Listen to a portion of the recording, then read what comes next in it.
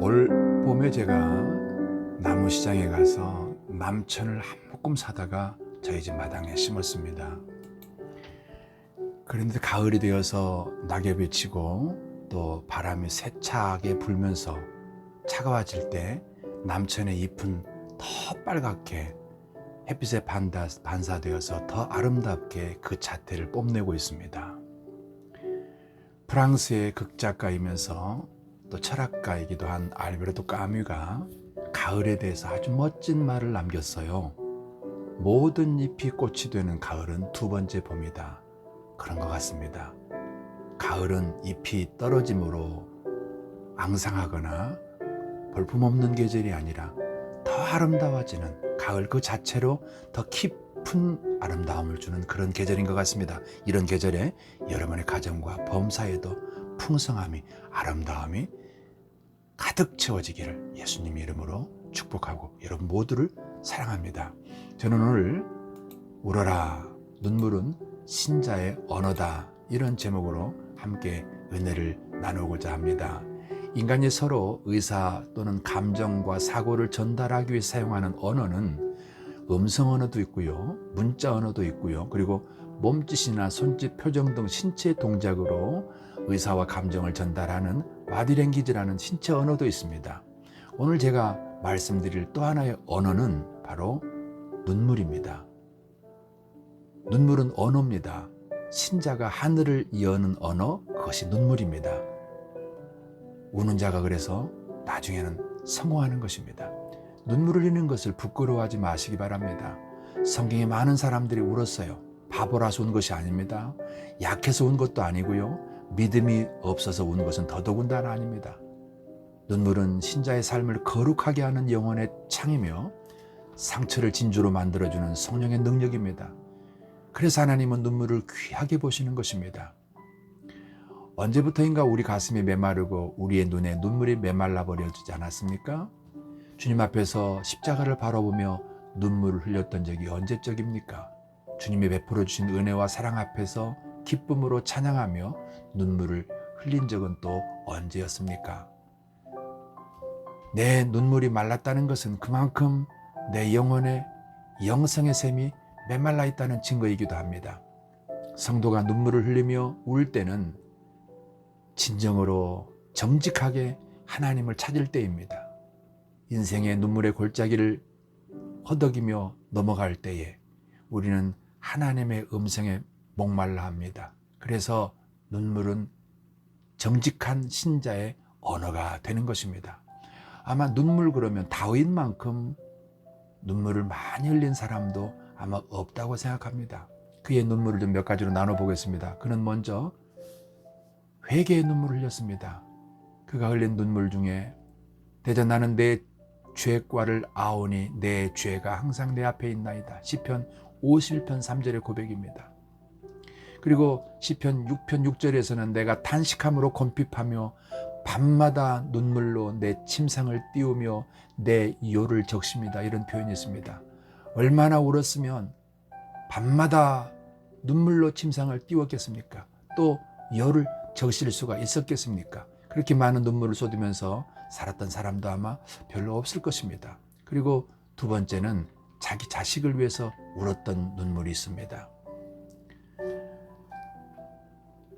사무엘하 18장 33절 말씀입니다. 왕의 마음이 심히 아파 문 위층으로 올라가서 울었다 그럽니다. 그가 올라갈 때 말하기를 내 아들 압살롬아, 내 아들 압살롬아, 차라리 내가 너를 대신해 죽었다면 압살롬 내 아들아, 내 아들아, 이렇게 했다는 것입니다. 압살롬이 반역을 일으켜서 이제 나라가 다시 평정을 되찾았을 때 압살롬이 죽습니다. 그 아들의 죽음의 소리를 듣고 다윗이 보인 반응은 바로 이런 눈물이었습니다. 여기서 우리가 자식을 위해서 흘리는 눈물, 우리의 눈물은 바로 믿음으로 세우기 위해서, 자녀들을 믿음으로 성장시키기 위해서, 하나님의 사람으로 세우기 위해서 흘리는 부모의 눈물을 생각할 수 있습니다. 그리고 또 하나는 바로 우리가 흘리는 백성들이 당하는 불행과 고통을 보고 울었던 다윗의 눈물을 생각하면 됩니다. 사무엘상 30장 3절에 4절 말씀 보니까 다윗과 그의 사람들이 성에 이르러 본즉 성이 불탔고 자기들의 아내와 자녀들이 사로잡혔는지라 다윗과 그와 함께한 백성이 울 기력이 없도록 소리를 높여 울었더라고 말씀하십니다.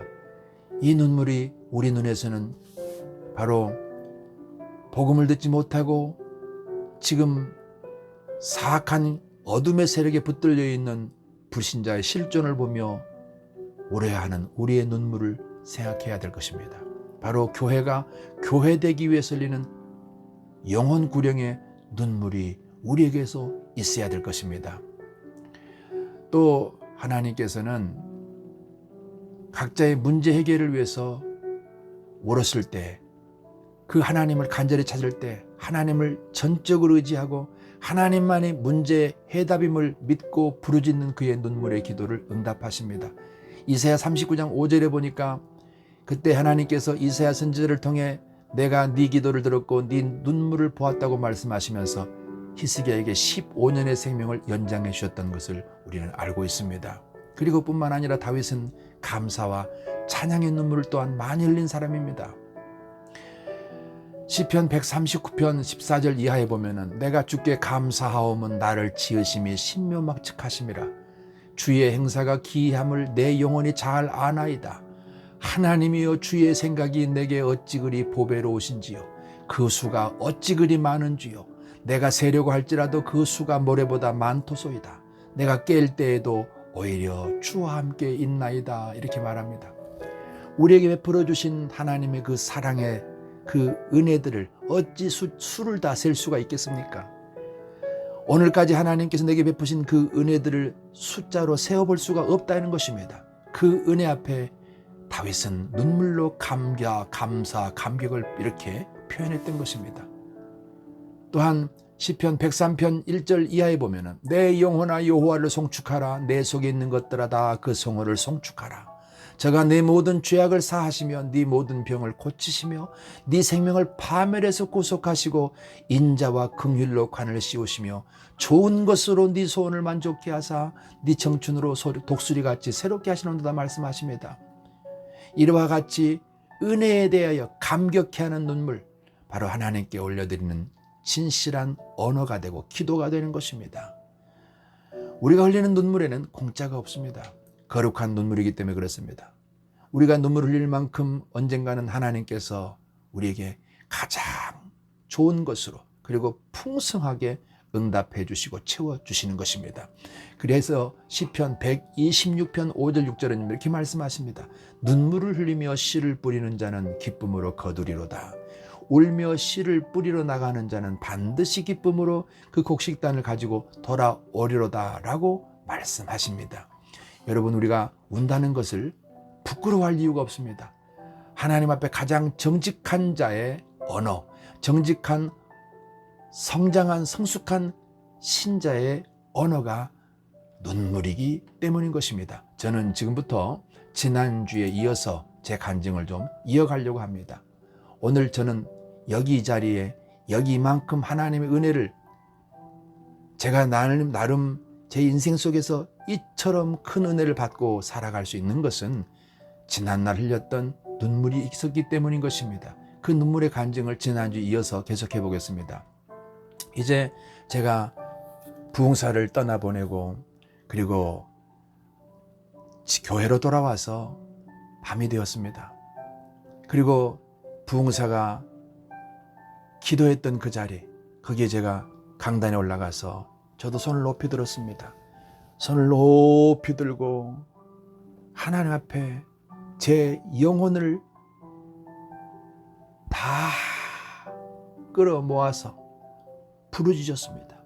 물에 빠진 자가 살려달라고 소리치듯, 불이 났을 때 불이하라고 외치듯 그런 마음으로, 그런 간절함으로 나와 내 인생을 향해서 부르짖었습니다.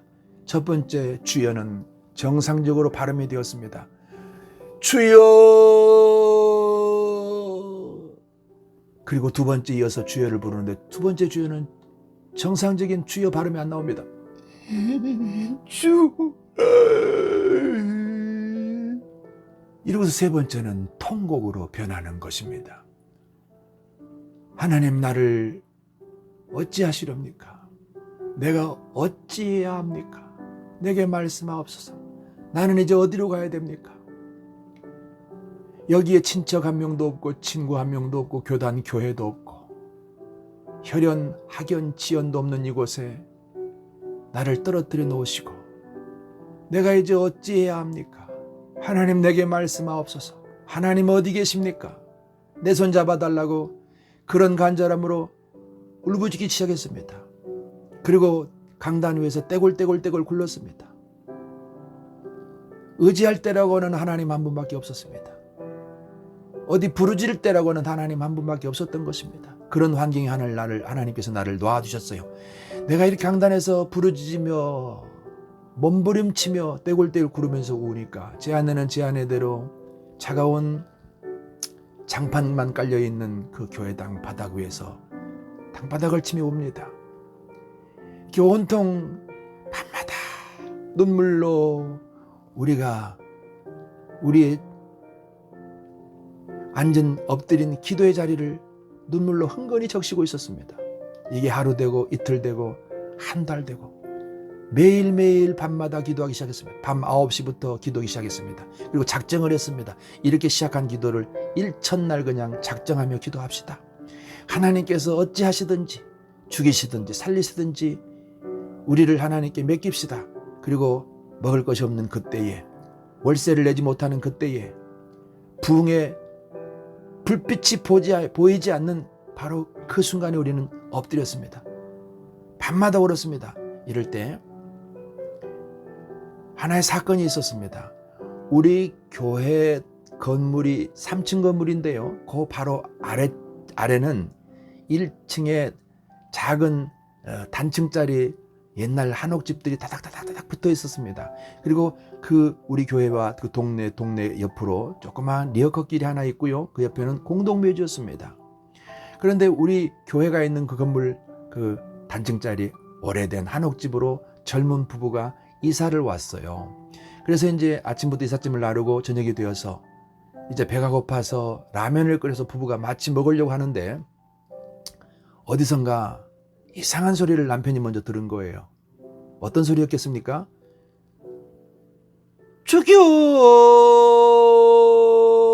죽여! 하는 소리입니다. 이 남편이 이 소리를 듣고 아내를 쳐다보면서 여보, 여기 이사 올 때 방향 봤나? 날짜 봤나? 다 물어보고 왔어요. 왜 그래요? 우리를 죽인다 않카나? 누가 우리를 죽인다 그래요? 그리고 아내가 이제 마치 라면을 또 자기도 이제 한 입 먹으려고 하는데 이번에는 조금 더 가느다란 소리로 죽여 그러는 거예요. 부부가 둘이 아주 사시나물 떨듯 떱니다. 왜냐하면 그 옆이가 공동묘지지요. 그날따라 비가 부슬부슬 내리고 있었다고 합니다. 밤새 잠을 못 자고 떠는데요. 12시가 넘어서 1시까지 이 소리가 이어지더니 이제 끝이더래요. 그래서 겨우 이 사람들이 진정을 하고 있다가 새벽같이 나와서 주인에게 무조건 얘기했답니다. 돈 내놓으세요. 주인이 무슨 얘기인지 몰라서 무슨 소리입니까? 그랬더니 아니 우리가 여기 이사 올 때 왜 미리 말씀 안 하셨어요? 뭔 얘기 말입니까? 이 집이 귀신 난다는 얘기를 했으면 우리가 이사를 안 오지 않습니까? 왜 그 얘기를 안 했었습니까? 그러니까 주인이 황당하지 않겠습니까? 아니 우리 집이 귀신 나는 집이라는 게 무슨 얘기요? 그랬더니 아니 어저께 12시 넘어서부터 해서 계속해서 우리를 보고 죽인다고 그러는데 이게 귀신 소리가 아니고 뭡니까? 그랬더니 주인이 가만 들어보더니 내용을 알겠는 거예요. 그래서 그분들을 보고 이렇게 말했답니다. 그거 말입니까? 그거는 귀신 소리가 아니고 바로 저기 저 2층에 있죠. 저기 2층에서 이상한 것들이 연락오지 밤마다 지랄빙하는 소리입니다. 이랬다는 거예요. 그리고서 사실 알려주고 그분들을 진정시켜서 살게 했다는 그런 얘기를 내가 그 후에 제가 들었습니다. 이렇게 밤마다 오니까 동네 사람들은 동네 사람들대로 저를 놀리기 시작합니다. 이제 큰 도로변에 앉아서 제가 지나가면 저희 교회 맞은편에서 사는 민간인들이 여름이니까 나와서 동네 그 길가에 평상을 펼쳐놓고 앉아서 막걸리를 먹고 있습니다. 제가 지나가면요, 절 보고 이렇게 말합니다. 이 목사, 한 잔 처먹고 울어야지. 자, 한 잔 처먹고 또 오늘 힘차게 울어야지.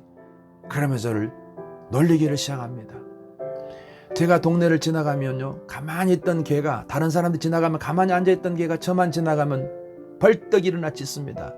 제가 개한테 그랬어요. 네 눈에도 내가 우습게 보이니? 그랬습니다. 이렇게 동동 온 동네 우는 교회로 소문이 났습니다.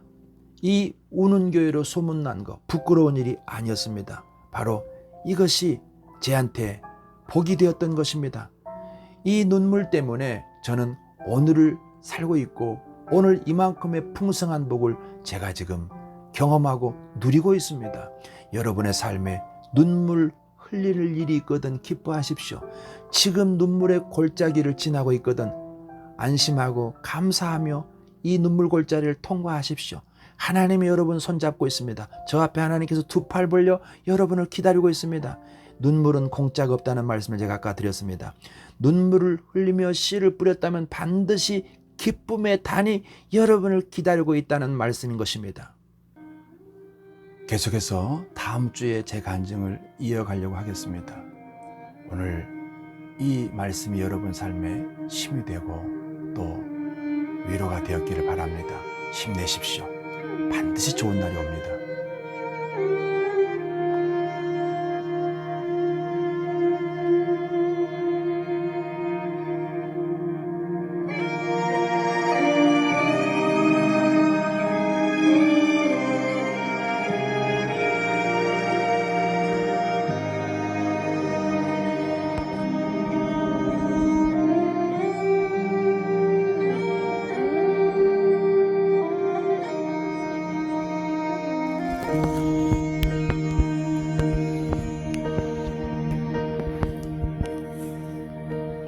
When I am down and oh my soul so weary, when troubles come and my heart burdened be, then I am still and wait here in silence until you come and sit a while with me. You raise me up so I can stand on mountains. You raise me up to walk on stormy seas. I am strong when I am on your shoulders.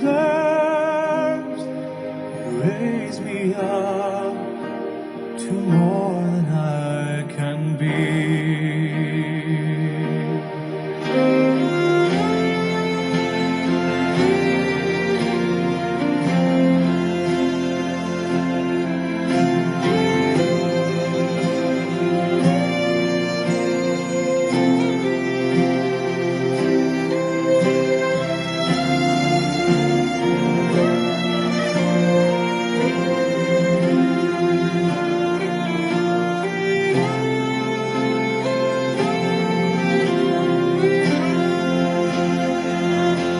You raise me